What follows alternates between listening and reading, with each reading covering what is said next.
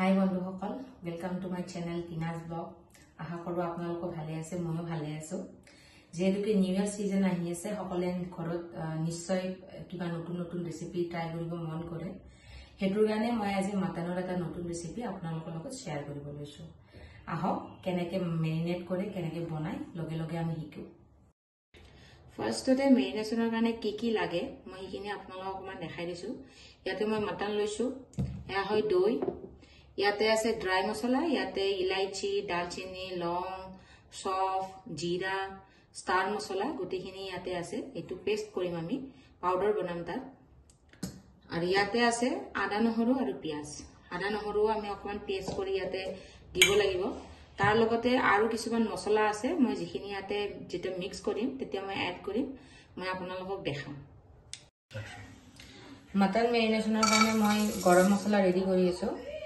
তাৰ কাৰণে মই ইয়াতে লং, গোটা জালুক, সফ, গোটা জিৰা, ইলাইচি আৰু ষ্টাৰ মছলা এই গোটেইখিনি ইয়াতে মই দিছো।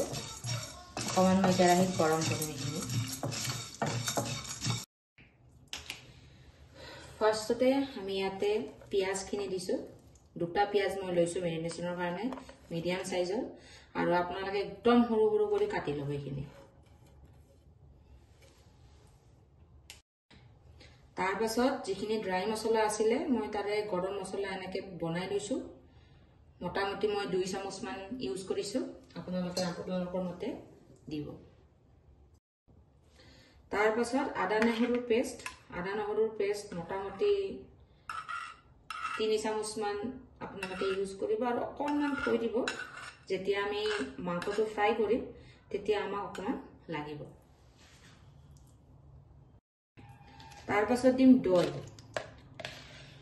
দৈ ইয়াতে ইম্পৰ্টেণ্ট বহুত।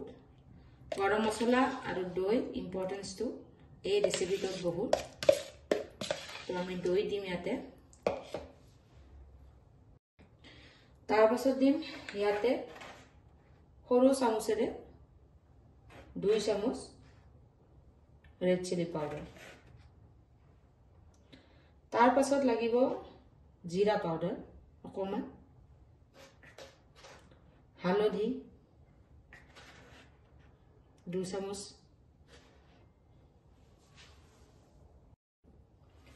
তাৰ পাছত দিম ইয়াতে নিমখ আপোনালোকে নিজৰ সোৱাদ অনুযায়ী দিব, যেনেকৈ আপোনালোকৰ ভাল লাগে।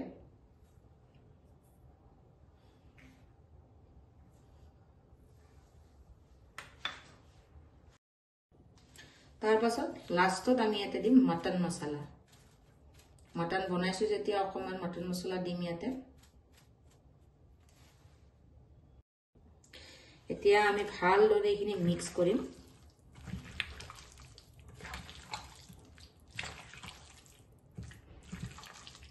এই ৰেচিপিটো মিক্সিঙৰ ওপৰতে কথা হয়। আপোনালোকে যিমান ভালদৰে মছলাখিনি দি পেলাই ভালদৰে মিক্স কৰিব, সিমানেই ইয়াৰে সোৱাদ বাঢ়িব।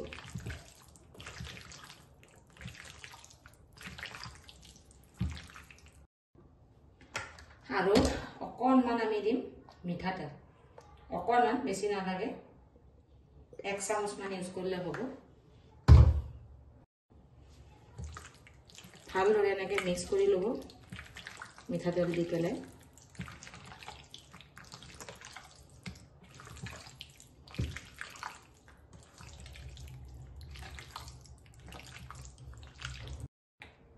ভালদৰে মিক্স হৈ গৈছে।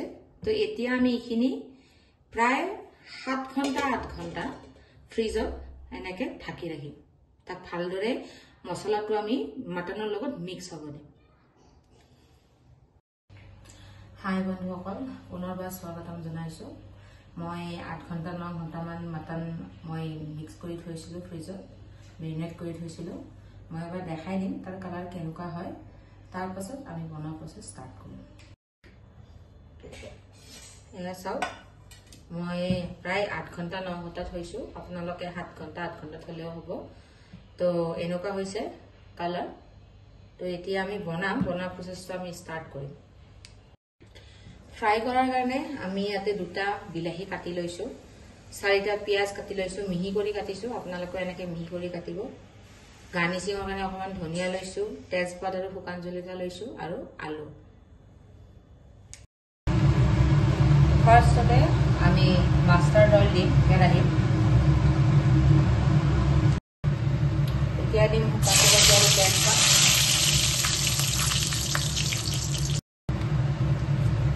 তাৰ পাছত পিঁয়াজখিনি দিম আমি ফ্ৰাই কৰি ল'ম।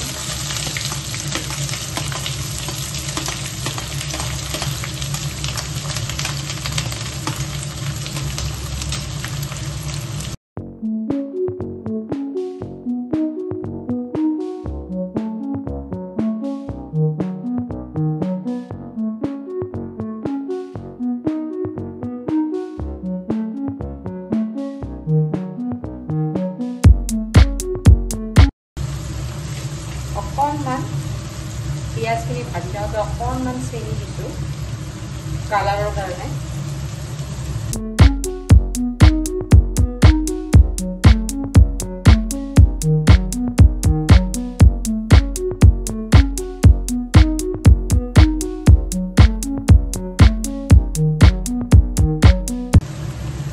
অলপ লাইট ব্ৰাউনিছ হৈছে অনিয়ন, তো আমি এতিয়া বিলাহীখিনি দিম ইয়াতে।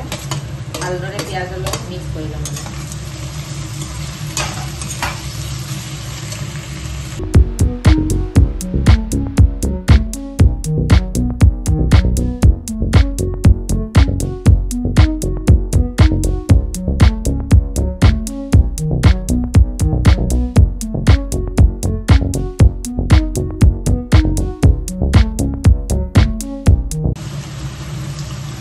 এতিয়া অকণমান নিমখ দিম ইয়াতে।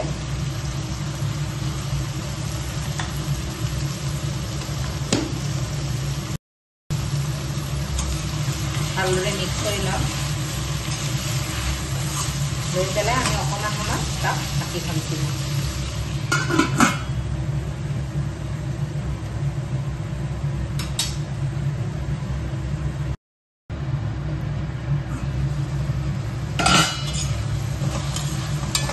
ভালদৰে মিক্স হৈ গৈছে পিঁয়াজৰ লগত বিলাহী। তো ইয়াতে আমি অকণমান আদা নহৰুৰ পেষ্ট দিম।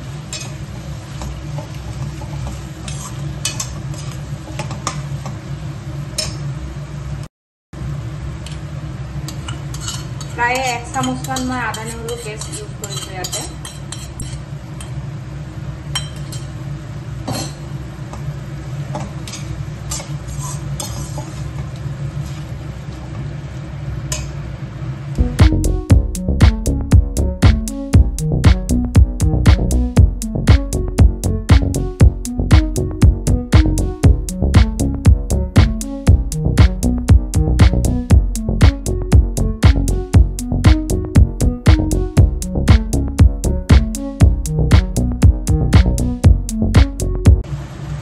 এতিয়া আমি মটনখিনি দিম ইয়াতে।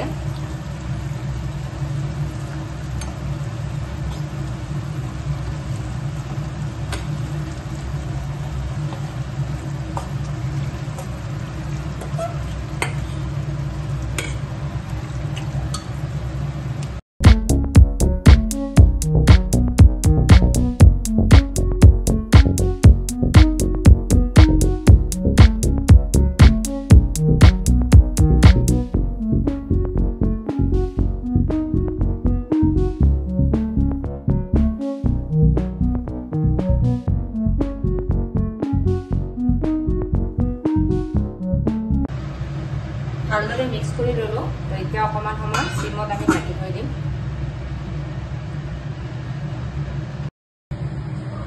প্ৰায় 20 মিনিটমান সময় মই ঢাকি থৈছোঁ। ঢাকি পেলাই দেখিবলৈ এনেকুৱা হ'ব মোটামুটি।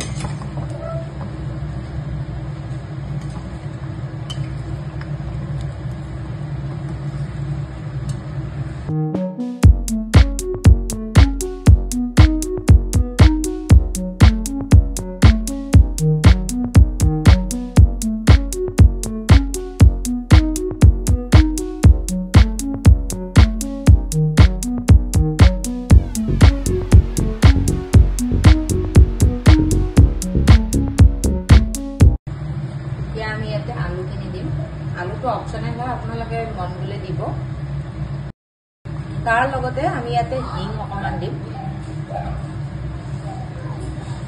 প্ৰায় 1 চামুচ মান আপোনালোকে ইউজ কৰিব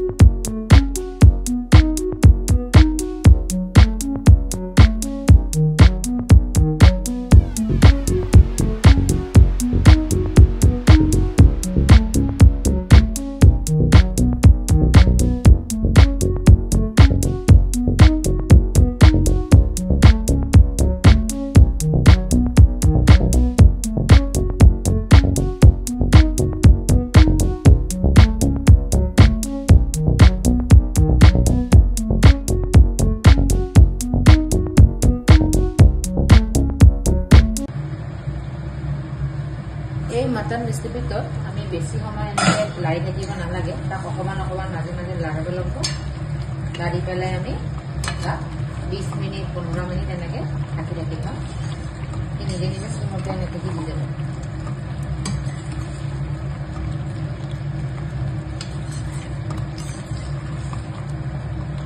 আমাকে দেখিবলৈ পাইছে মোটামুটি রেডি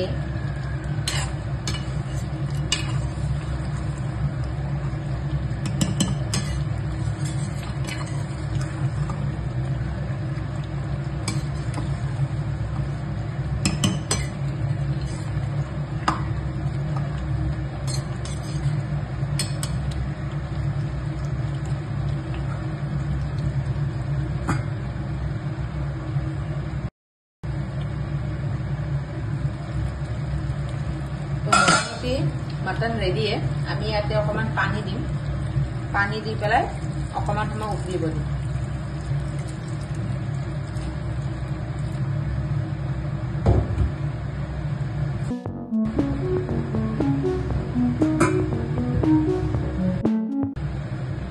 लास्टत अकमान निमख দিব আপোনালোকে টেস্ট কৰি চাব যদি নিমখ ঠিকে থাকে নালাগে দিব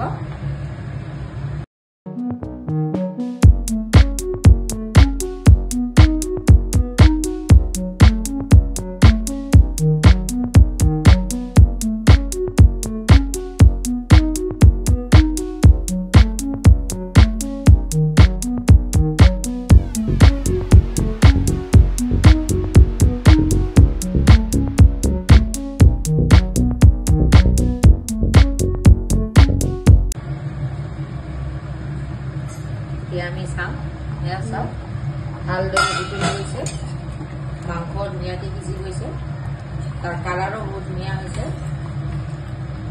আপোনালোকে এনেকৈ ঘৰত বনাওক ৰেচিপিটো নিউ ইয়েৰ স্পেচিয়েল